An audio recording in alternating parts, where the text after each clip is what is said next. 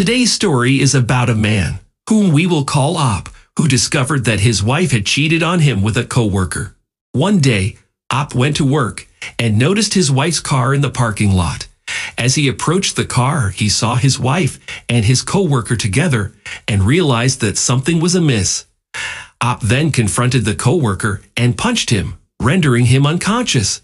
Justice was served in today's second story. Op only recently discovered his wife's infidelity and is seeking advice on how to proceed. Welcome to today's stories.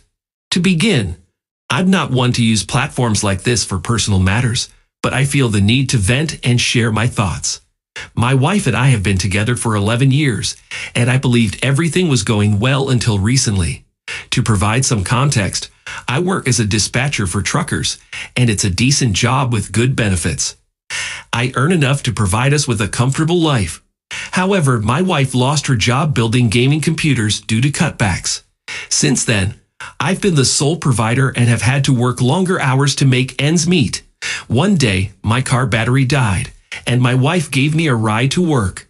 When we arrived in the parking lot, I spotted my coworker Andrew and greeted him. I introduced him to my wife, and she got out of the car to shake his hand. Andrew complimented my wife, saying, "You never told me your wife was so beautiful." She blushed, and I laughed, responding that I was lucky to have her. After saying goodbye to my wife with a kiss, we both went to work. A few days later, during my lunch break, I noticed my wife's car parked in the lot, catching my attention. I approached her car and noticed my wife and Andrew conversing while eating lunch inside. Although I was upset, I remained calm and knocked on her window. When she opened the door, she explained that she had forgotten to inform me that they were having lunch together. Andrew chimed in, asking if I was angry, to which I took a deep breath and replied with a no. I then turned around and walked away because I knew that any further response from me would have escalated into an argument. I could sense my wife's frustration with my abrupt departure. Later that day, when I arrived home, my wife confronted me about embarrassing her in front of Andrew.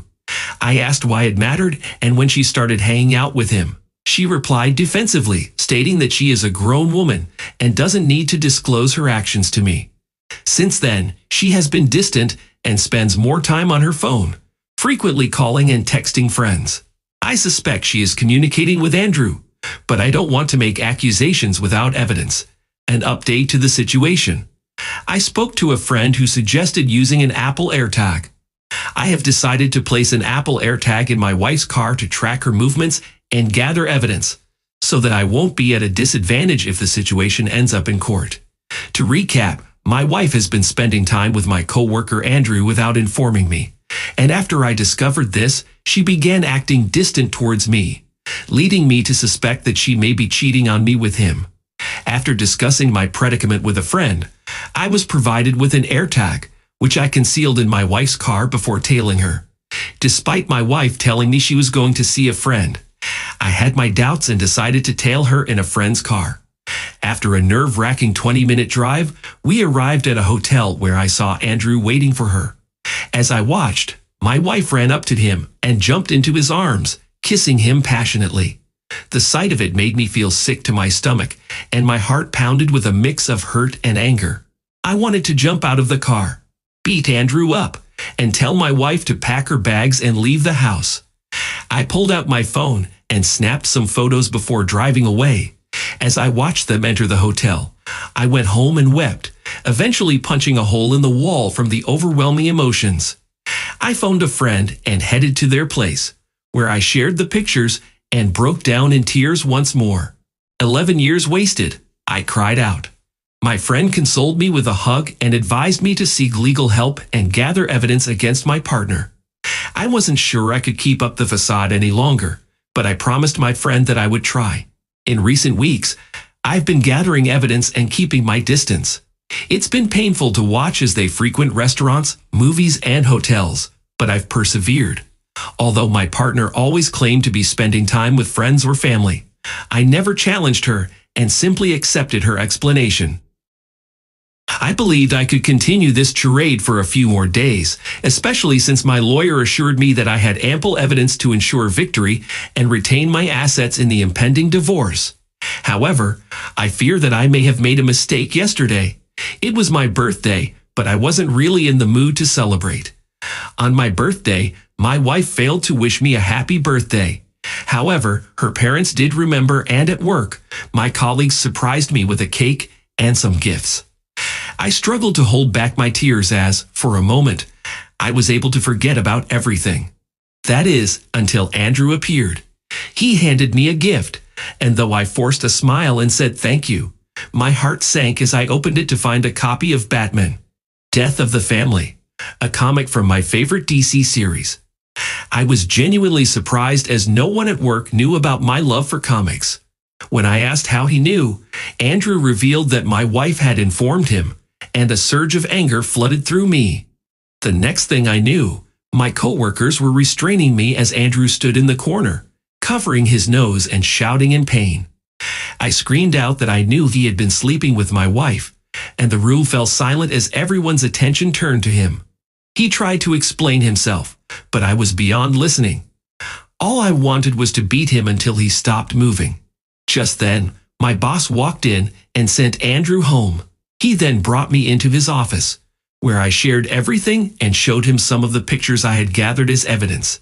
My boss apologized and granted me some time off to handle everything. He assured me that he would take care of the situation with Andrew. When I arrived home, my wife was waiting and erupted in anger, claiming that I was wrong to hurt Andrew and that she had talked him out of pressing charges. She went on to say that Andrew made her feel like a real woman, treated her right, and knew how to make her feel special. I had reached my limit and shouted, "If he makes you feel so special, go live with him and have him support you because I'm done." My wife had the audacity to start crying and apologize, claiming that Andrew caught her in a moment of weakness. I took a deep breath and told her to get a lawyer because we were getting a divorce. She tried to plead with me, saying that she couldn't afford a lawyer and that we needed to work on our relationship, but I simply told her to pack her bags. Despite her tears and begging, I grabbed her suitcase and called her sister to come and pick her up.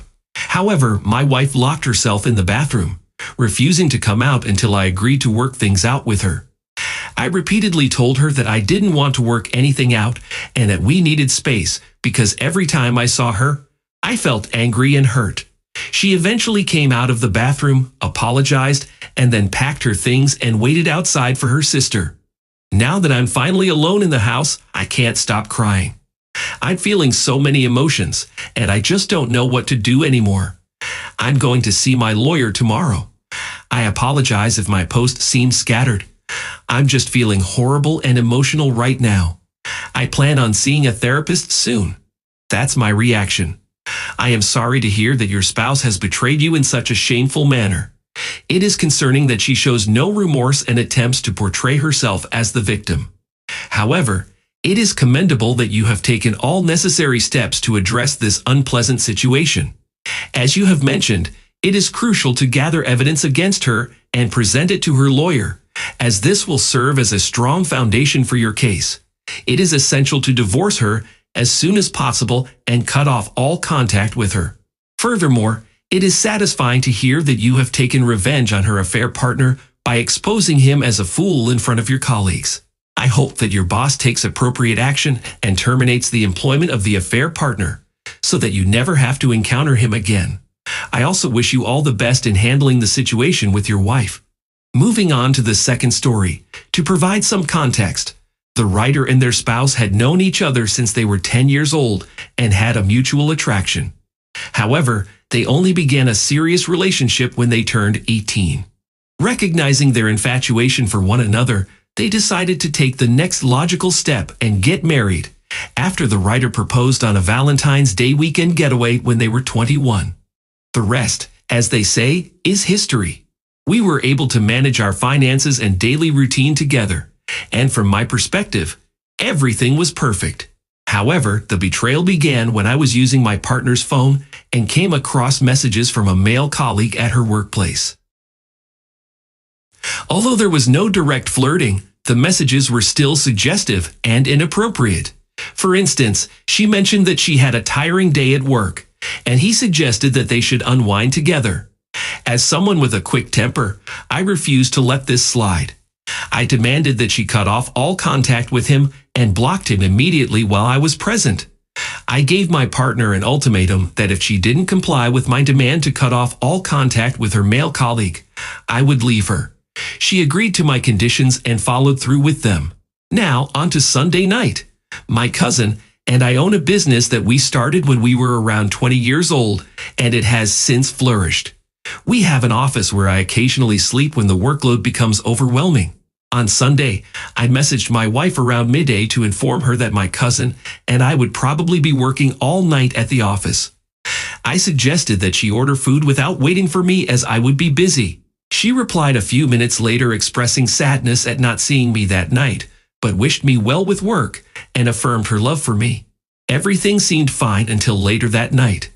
I felt that work had taken up enough of my weekend, and I wanted to spend some time with my wife, who I assumed wanted the same. So, at around 7 p.m., I headed back home. As I approached the house, I heard voices upstairs, but I couldn't make out what was being said. When I went upstairs, I was shocked to find my wife and the guy together. In hindsight, I didn't handle the situation as well as I could have. I started by physically assaulting him, and he pleaded with me, saying he was sorry, and begged me not to hurt him. I then threw him out of the house, making him walk home without his shoes. When I arrived home and found my wife with the other man, she became hysterical, and I was on the verge of physically attacking her. But I refrained from doing so. Even though she cried and begged for my forgiveness, I was convinced that my initial suspicions were valid based on the text messages. I told her repeatedly that I didn't want to hear her justifications and that she should save her breath. At one point, I even considered returning to the office, but I ultimately decided against it. I instructed her to gather her belongings and find somewhere else to stay. I didn't want to see my wife after the incident, so she went to stay with her best friend. Her friends and family have been blowing up my phone, but I have chosen to ignore them. I did tell her dad what happened, and he was angry but supportive of me. Initially, my anger consumed me, but it has since turned into sadness that our long-standing relationship was ruined by some sleazy guy from her workplace. I have been keeping myself occupied, but I would be lying if I said I haven't spent every idle moment sulking, crying, or lamenting about what happened. I plan to contact my lawyer tomorrow morning to initiate the process of getting a divorce. Since my earlier post, I have taken several actions, including getting tested for STDs, which came back negative. I have transferred my share of the business to my cousin, who is also my business partner, until the divorce is finalized. I have canceled the phone contract I was paying for my spouse, removed all photos of us together, and packed up all of her clothing. Although the negative STD result was a good start, I am still feeling down about the situation. Despite my efforts to move on, I found it difficult to forget about the situation as my ex-spouse's family kept contacting me. Eventually, I had a meeting with her parents. Her mother tried to persuade me to return to the family, while her father understood that I had my own principles and was disappointed with his daughter's actions. This meeting took place about 2 days after my previous post. I have a good relationship with her father and believe we will continue to stay in touch since we are both straightforward men who comprehend each other. I've always respected him, and it's unfortunate that his daughter's actions have prevented me from legally being his son-in-law. Regarding my ex-spouse's friends, they called me numerous times, but I chose to ignore them. I found solace in spending time with my own friends and family, which proved helpful. One of my friends came over, and we spent a few hours removing pictures of my ex-spouse and packing up her belongings. This process was very therapeutic for me and made me feel as though I was eliminating the negative impact from my life. To my surprise, it helped me 10 times more than I thought it would. While I have initiated the divorce proceedings, I anticipate encountering issues with her reluctance to sign the papers and cooperate with the process. To prevent my ex-spouse from obtaining any portion of my company, I have already relinquished my share. Following your advice, I have completely cut off all contact with her, except through our lawyers. When I discovered the man she was cheating on me with in my home, I physically confronted him.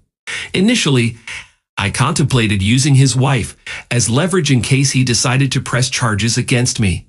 Eventually, I decided to message her on Facebook, and she initially believed me. However, he later convinced her that I was lying. Fortunately, I had evidence in the form of doorbell footage showing him entering my home and being escorted out barefoot. I don't believe that the man my ex-spouse cheated on me with is still happily married. Nonetheless, I am ready to move on to the next chapter of my life. My mother suggested that I attend her work Christmas party, and I agreed, thinking that I deserved a break after the recent incident. At the party, I met one of my mother's co-workers' daughters, and we hit it off. Although we left the party together, we didn't hook up that night. However, a few nights before Christmas Eve, she came over to my place, and we connected on a deeper level. We ended up spending 2 nights together, and it was a positive experience for both of us. Although it wasn't love at first sight, the woman I met at my mother's work Christmas party is a kind and wonderful person who is providing me with much-needed company during this difficult time. Christmas Day was challenging for me because I spent some of it thinking about my ex-spouse, but being surrounded by my family and having good food helped me get through it. Overall, I believe I am handling the situation better than I initially anticipated. Once again, I want to express my gratitude to everyone who has reached out to me for their support. As for my reaction op, I appreciate hearing about the positive developments in my life since the discovery of the affair. It's great to see that you're in a good mental space and have found some positive things to be happy about. I hope that your new relationship with the woman you met continues to grow and develop into a healthy partnership. However, I'm a bit concerned about the decision to sign away your share of the business during this tumultuous time. It could raise suspicions in court and make it seem like you're hiding something. Nevertheless, I hope everything works out for the best and that you continue to heal from the situation. Wishing you all the best. Thanks for taking the time to listen to today's stories. Don't forget to like and subscribe if you haven't done so already, and comment below on what your thoughts are on today's stories. If there's a story you would like to share with me about your own situation or someone else's, then please do not hesitate to contact me. Take care, everyone.